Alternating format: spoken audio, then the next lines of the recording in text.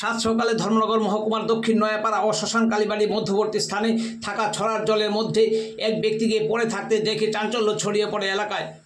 ঘটনা সম্পর্কে দক্ষিণ নয়াপাড়া বাসিন্দা মতন রঞ্জন পালের কাছ থেকে জানা যায়, ওনার বাড়ির পাশ দিয়ে বয়ে যাওয়া একটি ছড়ার ওপারে থাকা ব্যক্তিরা দেখতে পায় জলের মধ্যে এক ব্যক্তি জঙ্গলের মধ্যে পড়ে রয়েছে।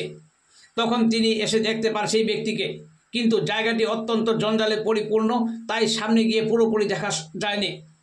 খবর দেওয়া হয় ধর্মনগর দমকল কর্মীদের, কিন্তু দমকল দপ্তরের কর্মীরা তখন অন্য একটি স্থানে থাকার দরুন প্রেমতলা দমকল দপ্তরের কর্মীরা ছুটে আসে ঘটনাস্থলে। দমকল কর্মীরা আসার পর সেই ছড়ার জলে নেমে ওই ব্যক্তিকে ছড়ার জল থেকে উদ্ধার করে ধর্মনগর জেলা হাসপাতালে নিয়ে যায় দমকল কর্মীরা। উদ্ধার হওয়া বয়স্ক ব্যক্তিটিকে এলাকার লোকজন কেউ চিনতে পারেননি।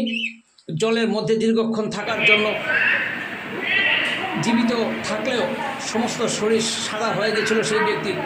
বর্তমানে ধর্মনগর জেলা হাসপাতালে চিকিৎসা চলছে। প্রথমে ওই তিনজন ছিল। এই এলাকাটা কি নাম? সাউথ নলপাড়া।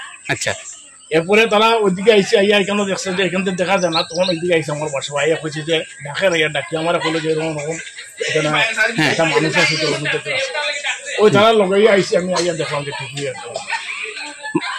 এটা কতক্ষণ যাবত? ঘন্টা নেই বুঝা। আচ্ছা, আর আপনার নামটা?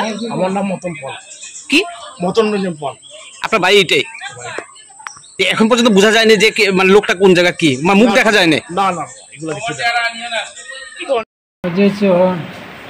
বাড়ি কই?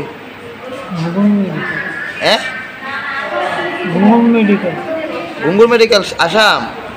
না না, এই তো শিলচর বাইপাস।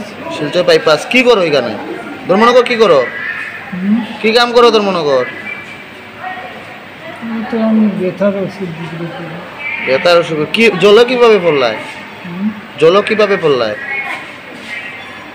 জলের মধ্যে পড়ছো কিভাবে? জলের ভিতরে? হ্যাঁ।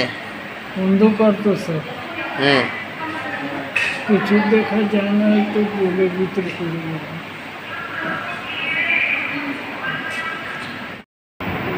পেশেন্টকে তো ফায়ার সার্ভিস নিয়ে এসেছিলেন।